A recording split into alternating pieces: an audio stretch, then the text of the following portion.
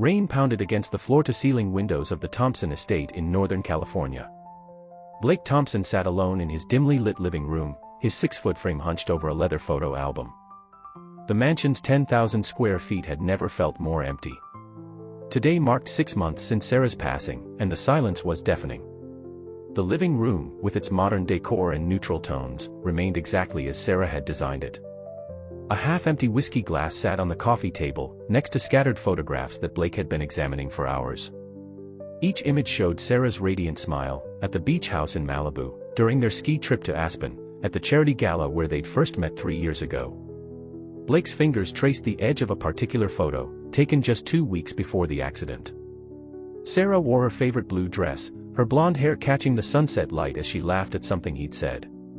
He couldn't remember the joke now, but he remembered her laugh, clear and uninhibited, like everything else about her. The housekeeping staff had left weeks ago at his insistence. He couldn't bear their pitying glances or their careful attempts to tidy away Sarah's belongings. Her reading glasses still lay on the side table where she'd left them. Her collection of art books remained stacked by her favorite armchair. Even her coffee mug, with a lipstick stain on the rim, stayed untouched in the kitchen cabinet. Thunder crashed outside, startling Blake. His hand jerked, knocking over the whiskey glass. The amber liquid spread across the coffee table, seeping into the scattered photographs. "Damn it," he growled, his voice hoarse from disuse.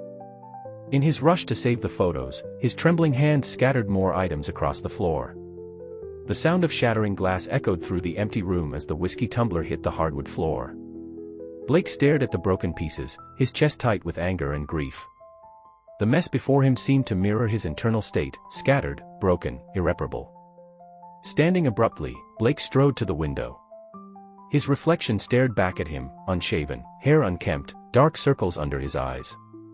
At 35, he'd built a tech empire worth billions, but none of that mattered now. He couldn't buy back what he'd lost. His phone buzzed on the table, probably his assistant again, trying to coax him back to the office. Or worse, his sister Claire, with another well-meaning but unwanted attempt to help him move on. He ignored it. As he watched the rain, Blake realized he couldn't continue like this. The solitude he'd craved after Sarah's death had become a prison. The house needed attention. Sarah would have hated seeing it in this state. She'd always kept their home immaculate, warm, and inviting. With heavy steps, Blake walked to his study and opened his laptop. The screen's harsh light illuminated his tired face as he typed out a short email to his HR department. "Find me a housekeeper. Someone discreet, professional. Starting immediately." He hit send before he could change his mind. The thought of a stranger in their space made his stomach turn, but he needed help. Sarah would have wanted the house to remain a home, not become a mausoleum to their lost future. The rain continued its relentless assault on the windows as Blake returned to the living room. He bent down to collect the broken glass, cutting his finger in the process. The sharp pain felt almost welcome, a different sensation from the constant ache in his chest. Little did Blake know, this small decision to hire help would set in motion events that would challenge everything he thought he knew about love, loss, and moving forward. But for now, he simply sat in the growing darkness, holding a bloody tissue to his finger, surrounded by the fragments of his old life. The morning Maya arrived, fog clung to the California hills surrounding the Thompson estate. Blake stood in his office, watching through the window as a modest Honda Civic pulled up to the gate. His fingers drummed nervously against his desk. This was the first new person he'd allowed into his space in months. The security guard buzzed her through after checking her credentials. Blake's breath caught in his throat as she stepped out of the car. Even from this distance, the resemblance was uncanny. Same height, same graceful way of moving, even a similar shade of blonde hair. For a moment, he thought he was hallucinating. Mrs. Rodriguez, his HR director, had handled the hiring process. She'd sent over Maya's paperwork, 26 years old, excellent references, background check clean. Nothing in the file had prepared him for this. The doorbell rang, its chime echoing through the empty house. Blake took several deep breaths before heading downstairs. Each step felt heavier than the last. When he opened the door, the similarity hit him like a physical blow. "Mr. Thompson." "I'm Maya Chen," she said, extending her hand. Her voice was different, a slight hint of a West Coast accent, nothing like Sarah's East Coast sophistication. but her smile, the way her eyes crinkled at the corners. Blake realized he'd been staring. He forced himself to shake her hand, maintaining a professional distance. "Come in," he managed, his voice rougher than intended. "I'll show you around." The tour was mechanical, with Blake pointing out rooms and explaining basic procedures. Maya listened attentively, taking notes in a small notebook. She asked intelligent questions about his preferences, schedule, and expectations. All the while, Blake struggled to look directly at her. "The kitchen needs the most attention," he said, gesturing to the accumulated dishes and takeout containers. "I haven't, it's been." He trailed off, unable to explain. "I understand," Maya said softly. "I'll start here." Over the next few weeks, Maya moved through the house like a quiet force of nature. Dishes disappeared from the sink, surfaces gleamed, and fresh air replaced the stale atmosphere. She worked efficiently, respecting Blake's privacy while gradually bringing order to chaos. Blake observed these changes from a distance, retreating to his office whenever possible. But Maya's presence was impossible to ignore entirely. Sometimes he'd catch a glimpse of her in his peripheral vision, arranging flowers in the living room or dusting the bookshelves, and his heart would stop for a split second before reality reasserted itself. One morning, Blake came downstairs to find the kitchen transformed. The morning light streamed through newly cleaned windows, and the scent of coffee filled the air. Maya had organized Sarah's cookbook collection, which had been scattered across the counters. They were now neatly arranged on the shelf, except for one that lay open on the counter. "I hope you don't mind," Maya said, noticing his attention on the cookbook. "I found her recipe for banana bread. I thought, well, there were some overripe bananas, and it seemed a shame to waste them." The cookbook was open to a page marked with Sarah's handwriting, little notes in the margins about adding extra vanilla. Blake stared at the familiar scrawl until the letters blurred together. "Mr. Thompson." Maya's voice seemed to come from far away. "I can put it back if you'd prefer." "No," he said abruptly, turning away. "Do whatever you think best. That's what I'm paying you for." He retreated to his office, leaving Maya standing in the kitchen with the cookbook. Through his closed door, he could smell the banana bread baking, exactly the way Sarah used to make it. The familiar aroma brought a flood of memories: Sunday mornings, Sarah in her pajamas, flour on her cheek. Later that day, Blake noticed a small detail that would change everything. As Maya reached up to clean a high shelf, something glinted at her throat. A delicate silver necklace with a distinctive pendant, one he'd last seen around Sarah's neck the day she died. The discovery of Sarah's necklace around Maya's neck haunted Blake for days. He found himself watching her more closely, not just because of her resemblance to Sarah now, but trying to understand who she really was. The question of the necklace burned in his mind, but he couldn't bring himself to ask about it. One evening, as storm clouds gathered outside, Blake found Maya in the library, carefully dusting the shelves of first editions Sarah had collected. She was humming softly, not one of Sarah's songs, he noted.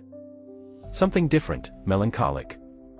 "That's an interesting necklace," Blake finally said, his voice breaking the silence. Maya's hand instinctively went to the silver pendant. "It was my mother's," she replied, turning to face him. For the first time, Blake forced himself to look at her properly, beyond the surface resemblance to Sarah. Her eyes were different, dark brown instead of blue, with a depth of sadness he recognized from his own mirror. "Would you like some tea?" Maya offered, perhaps sensing his unusual willingness to talk. Blake nodded, following her to the kitchen. As she prepared the tea, she continued speaking, her voice quiet but steady. "My mother passed away last year. Cancer. This necklace was one of the few things I could keep after selling most of our belongings to pay the medical bills." She placed a cup of Earl Grey in front of him, Sarah's favorite, though he hadn't told her that. "I'm working here to pay for my night classes," Maya continued. "I'm studying architecture. Mom always wanted me to finish school, but life got in the way." She smiled sadly. "Now it's just me and my student loans." Blake found himself sharing in return, surprising himself. Sarah loved architecture. She designed most of this house's renovation. The words came easier than expected. She had a way of making spaces feel alive. "I can tell," Maya said, looking around the kitchen. "Every room has intention, purpose. It's not just beautiful, it's thoughtful." She understood exactly what he meant, And for the first time since Sarah's death, Blake felt truly heard. They talked for hours. Blake learned about Maya's childhood in Oakland, her mother's struggle as a single parent, her dreams of designing sustainable housing for low-income communities. She spoke with passion and intelligence, qualities that were entirely her own, distinctly different from Sarah. However, as their conversation deepened and the hour grew late, Blake felt an uncomfortable stirring in his chest. Maya's genuine warmth, her quiet strength, he was attracted to her, not as a ghost of Sarah, but as herself. The realization filled him with guilt and confusion. That night, his dreams were vivid and disturbing. Sarah stood before him in their bedroom, wearing the silver necklace. "How could you?" she accused, her voice cold and unfamiliar. "She's nothing like me." Blake woke in a cold sweat, his heart racing. The next morning, he avoided Maya, unable to reconcile his growing feelings with his loyalty to Sarah's memory. But when he heard her laughing on the phone in the garden, a rich, throaty laugh so different from Sarah's musical giggle, he found himself drawn to the window to watch her. Maya looked up, catching his eye. Instead of looking away, she smiled, not Sarah's smile, but her own, genuine and slightly lopsided. Blake felt something shift inside him, like ice beginning to thaw. But before he could process these new emotions, his phone buzzed. A text from his sister Claire, coming to visit. "We need to talk about what's going on with you and the help. This isn't healthy." Blake stared at the message, his momentary peace shattered. Claire had always been protective, especially since Sarah's death. But how could he explain something he didn't understand himself? How could he tell her that for the first time in months, he felt like he might be ready to live again, and that terrified him more than dying? Claire Thompson arrived at the estate like an incoming storm, her Mercedes SUV crunching aggressively on the gravel driveway. Blake watched from his office as his sister emerged, designer handbag in one hand, determination etched on her face. At 40, Claire had perfected the art of well-meaning interference, a skill she'd honed since their parents' deaths 10 years ago. "You look better," she said by way of greeting, studying his face in the foyer. Blake had shaved that morning, and his clothes were pressed, Maya's influence, though he wasn't about to mention that. The house too. Almost like. Claire trailed off, her eyes catching movement in the kitchen. Maya appeared in the doorway, a stack of mail in her hands. "Mr. Thompson, your quarterly reports arrived. Would you like them in your office?" Her professional tone couldn't mask the slight tension in her shoulders as she noticed Claire's evaluating stare. "My God," Claire whispered, gripping Blake's arm. She waited until Maya had disappeared upstairs before rounding on her brother. "Have you lost your mind? She could be Sarah's twin." "She's nothing like Sarah," Blake replied, more sharply than intended. "She's just doing her job, Claire." Claire followed him into the living room, her heels clicking purposefully on the hardwood floors. "Her job? Blake, you hired a doppelganger of your dead girlfriend. Do you not see how disturbing that is?" "I didn't hire her because of how she looks," Blake said, though the words felt hollow even to him. "Mrs. Rodriguez handled the hiring." "Fire her," Claire demanded. "I'll find you someone else. Someone more appropriate." "No." The firmness in Blake's voice surprised them both. Claire's expression softened. "Blake, sweetheart, I know you're hurting. But this isn't healthy. She's clearly taking advantage of your vulnerability. Have you seen how she dresses? How she looks at you?" Blake thought of Maya in her simple clothes, her practical shoes, her professional demeanor. She's a student working to pay for architecture school. She's not taking advantage of anything. Architecture? Claire laughed incredulously. "Just like Sarah." "Blake, please. This is textbook manipulation. She probably researched everything about Sarah before applying. That necklace she wears, don't tell me you haven't noticed it's exactly like Sarah's." The mention of the necklace hit a nerve. Blake had been carefully avoiding thinking about it since his conversation with Maya. "It was her mother's," he said defensively. "And you believe that?" Claire's voice dripped with skepticism. "Have you fact-checked anything about her? Or are you so desperate to replace Sarah that you'll believe whatever story this girl feeds you?" Their argument was interrupted by a soft cough. Maya stood in the doorway, her face carefully neutral. "I'm sorry to interrupt. I finished upstairs, Mr. Thompson." Should I start on the garden, or would you prefer I come back tomorrow? Before Blake could respond, Claire stepped forward. Actually, Maya, let's talk about your background. Where exactly did you say you worked before this? Claire, Blake warned, but his sister ignored him. I have references, Maya said quietly. Mrs. Rodriguez verified them all. Yes, but I'd like to hear it from you. And that lovely necklace, such an interesting piece. Where did you say you got it? The tension in the room was palpable. Maya's hand went to the necklace, her fingers curling protectively around it. For a moment, Blake saw something flash in her eyes, not fear or guilt, but a deep, familiar pain. I don't owe you my life story, Miss Thompson, Maya said, her voice steady. If Mr. Thompson has concerns about my work or my character, he can address them with me directly. Now, if you'll excuse me, I have duties to attend to. She left the room with dignity, leaving Blake torn between admiration for her composure and anxiety about the conflict. Claire watched her go, a calculating look in her eyes. Well, Claire said, turning back to Blake. At least we know she's got spine. All the more reason to be careful, brother dear. The last thing you need is another strong-willed woman turning your life upside down. Blake stared out the window, watching Maya cross the garden to the tool shed. The evening light caught her hair, and for once, he didn't see Sarah's ghost. He saw Maya, strong, genuine, and increasingly important to his healing. But Claire's words had planted seeds of doubt he couldn't entirely shake. The question was, what would hurt more, trusting Maya and being wrong, or pushing her away and being right? The confrontation with Claire left Blake restless. That evening, after his sister departed with pointed warnings and concerned glances, he found himself walking through Sarah's old art studio. The room remained untouched, her easel still stood by the window, brushes cleaned and waiting for hands that would never hold them again. A soft knock interrupted his thoughts. Maya stood in the doorway, holding a small wooden box. Her usual composure seemed shaken. Mr. Thompson, I need to tell you something. Blake gestured for her to enter, noticing how she hesitated before stepping into Sarah's sacred space. The setting sun cast long shadows across the room, highlighting the tension in Maya's features. After your sister's questions, Maya began, turning the box in her hands, I realized I haven't been entirely forthcoming about this. She touched the silver necklace. Blake's chest tightened. You said it was your mother's. It was. But I didn't tell you how she got it. Maya opened the box, revealing a collection of photographs and letters. My mother, Elizabeth Chen, was Sarah's art teacher in college. They remained friends afterward. The revelation hit Blake like a physical blow. He grabbed the edge of Sarah's work table for support. That's impossible. Sarah never mentioned. She wouldn't have, Maya said softly. My mother was very private about their friendship, especially after she got sick. She didn't want Sarah to know about the cancer. She was proud that way.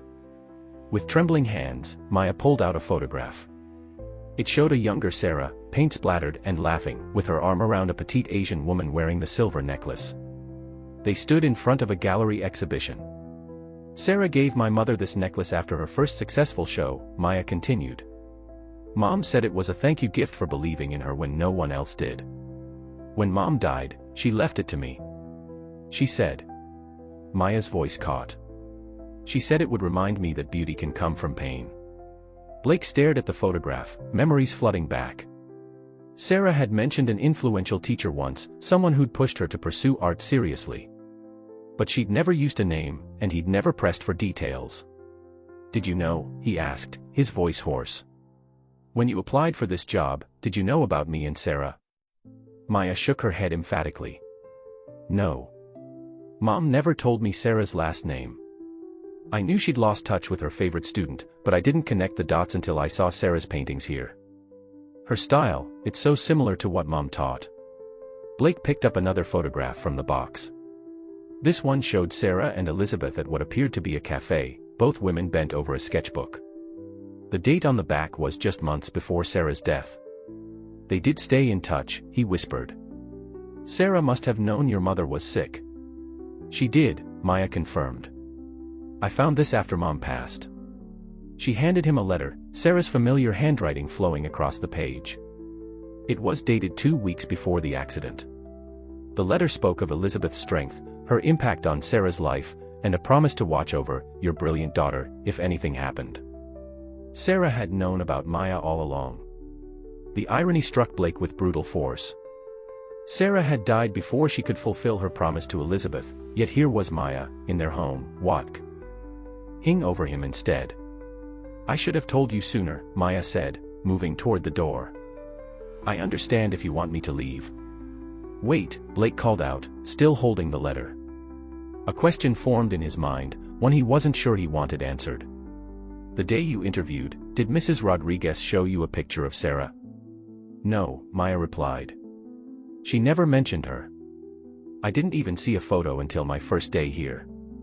She paused, then added quietly, "Maybe some things can't be explained. Mom used to say that art creates connections we don't always understand." Blake looked at the silver necklace again, seeing it differently now. Not as a symbol of loss or manipulation, but as a thread connecting past to present, pain to healing. Yet the revelation left him more confused than ever about his growing feelings for Maya. As she turned to leave, the setting sun caught the necklace, making it gleam. For a moment, Blake could have sworn he saw Sarah's reflection in the window, not with accusation this time, but with something that looked remarkably like approval. The week following Maya's revelation about the necklace passed in a blur of awkward encounters and meaningful glances. Blake found himself standing in his office late one evening, watching Maya tend to Sarah's rose garden through the window. The roses had been dying before Maya arrived, now they bloomed again, much like something else he wasn't ready to name. His phone buzzed, another message from Claire. "Found interesting info about your housemaid. Call me ASAP." He switched it off. Thunder rumbled in the distance as Maya gathered her gardening tools. She looked up, catching his eye through the window. Instead of looking away as he usually did, Blake held her gaze. After a moment's hesitation, he headed downstairs and out to the garden. "Storm's coming," he said, approaching her. Maya nodded, her hands dirty from the soil, a smudge of earth on her cheek. Nothing like Sarah's manicured perfection, yet somehow just as beautiful. "The roses needed pruning," she explained, gesturing to the freshly cut stems. "Dead things have to be cleared away for new growth." The metaphor wasn't lost on Blake. "Maya, about the necklace, about everything." He began, but she cut him off. "Mr. Thompson, Blake," she said, his first name sounding different in her voice. "I've been thinking about leaving. Your sister's right about one thing, this situation is complicated." A drop of rain fell, then another. Neither of them moved. "I read Sarah's letter again last night," Blake said. "The one to your mother. Sarah knew about you, wanted to meet you. She saw something special in you before either of us knew this would happen." Maya's hand went to the necklace. "That doesn't make this right. The way I feel." She stopped abruptly, turning away. The rain fell harder now, but Blake stepped closer. "How do you feel?" "Like I'm betraying everyone," Maya whispered. "My mother, for not telling you sooner. Sarah, for..." She gestured helplessly between them. "And you, because sometimes I forget to see the grief in your eyes, and instead I just see you." Lightning flashed, illuminating the garden. They were both soaked now, but neither moved toward shelter. "I got a call from the university today," Maya said, changing the subject. "They're offering me a scholarship, but I'd have to transfer to their Los Angeles campus. It would solve everything." "Everything?" Blake's voice was rough. "Or would it just be running away?" Before she could answer, the patio doors burst open. Claire stood there, manila folder in hand, triumph on her face. "I knew it. Emergency board meeting about the Robinson merger, and where do I find you?" "In the rain with her."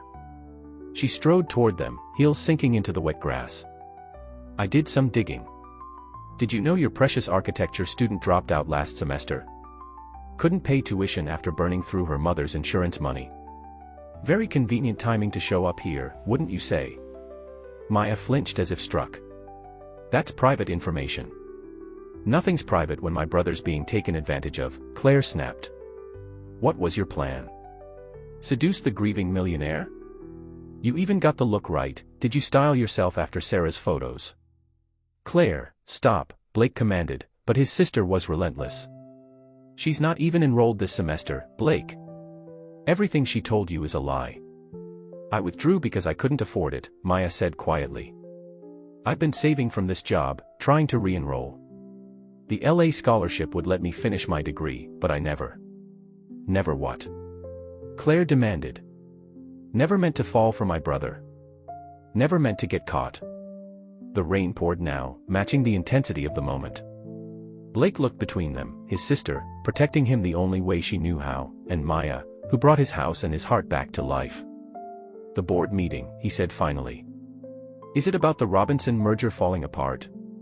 Claire blinked, thrown by the change of subject. Yes, but that's not. It's falling apart because I pulled out last week, Blake continued. First decision I've made for myself since Sarah died.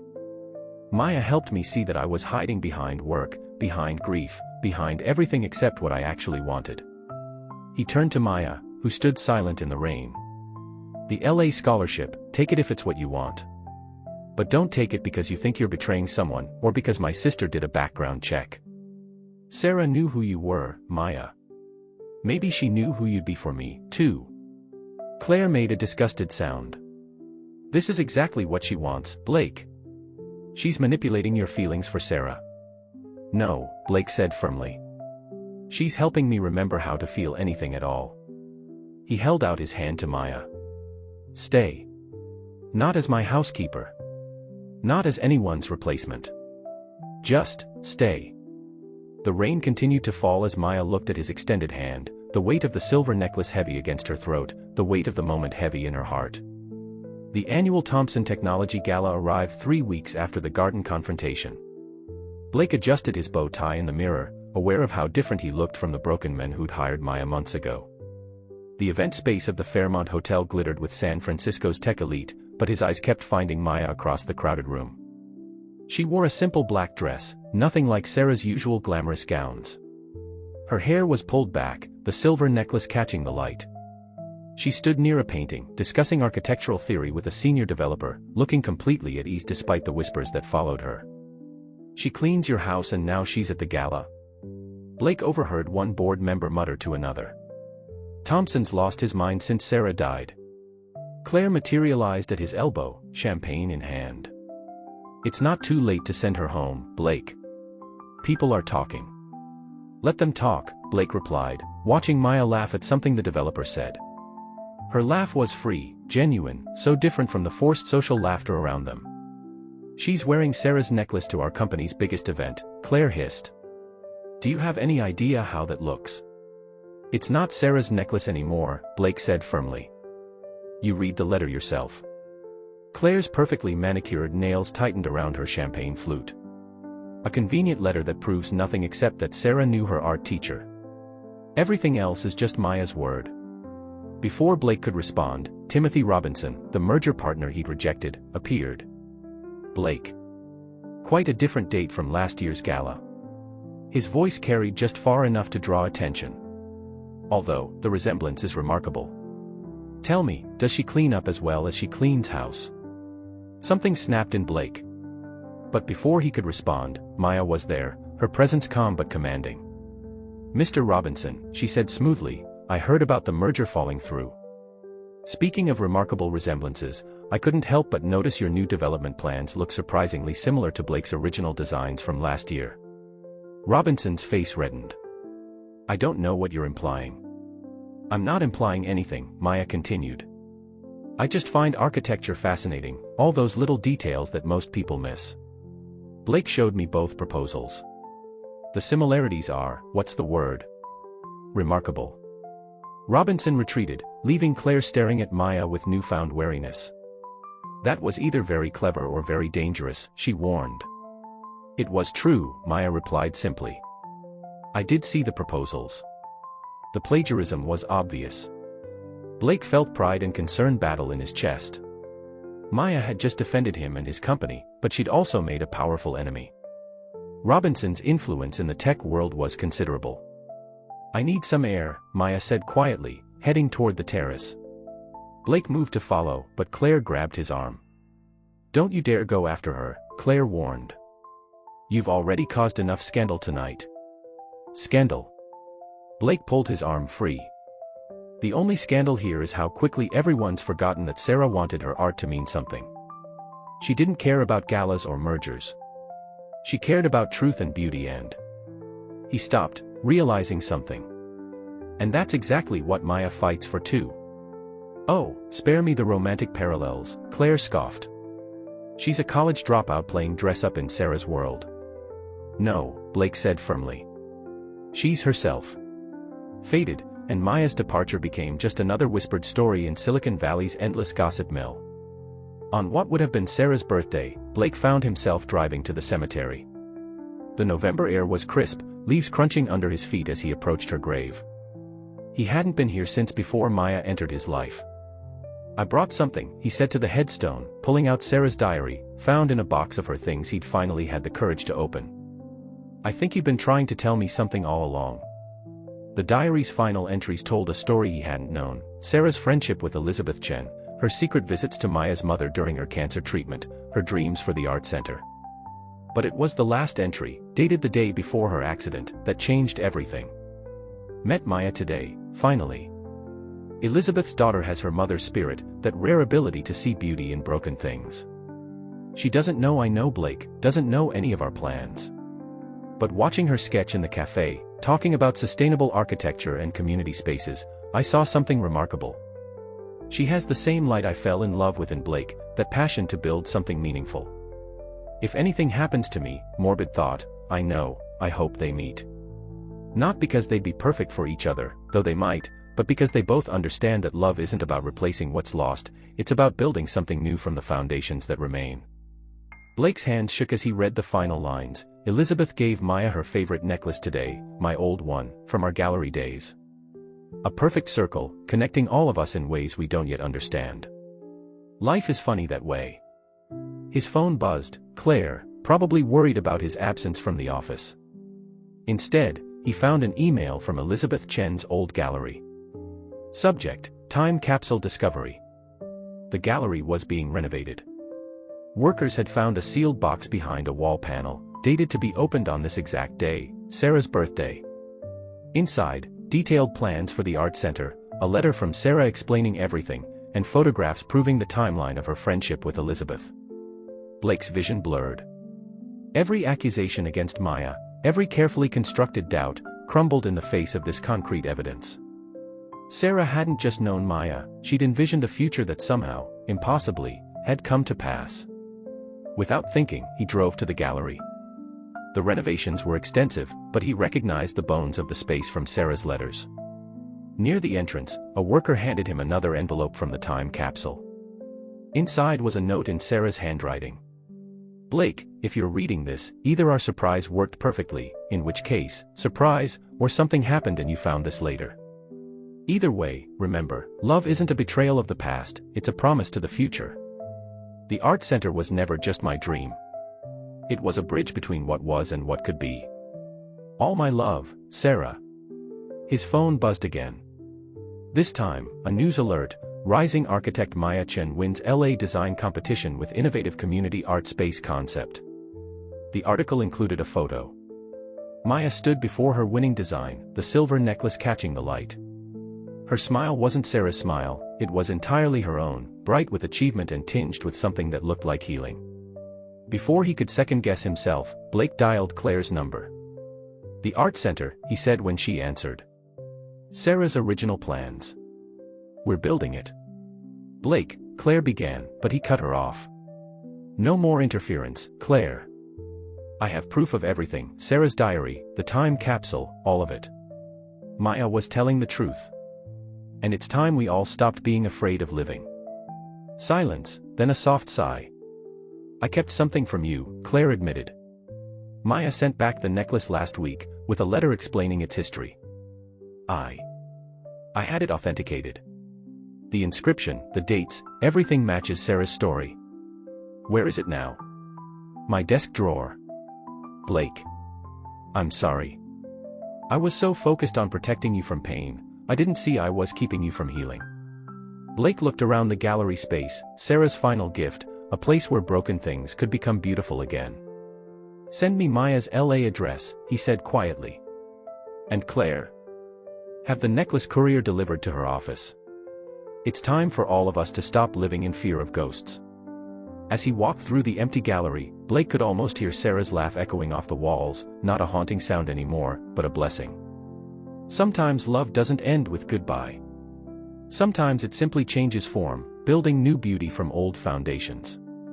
And sometimes, if you're brave enough to trust it, it leads you exactly where you need to go.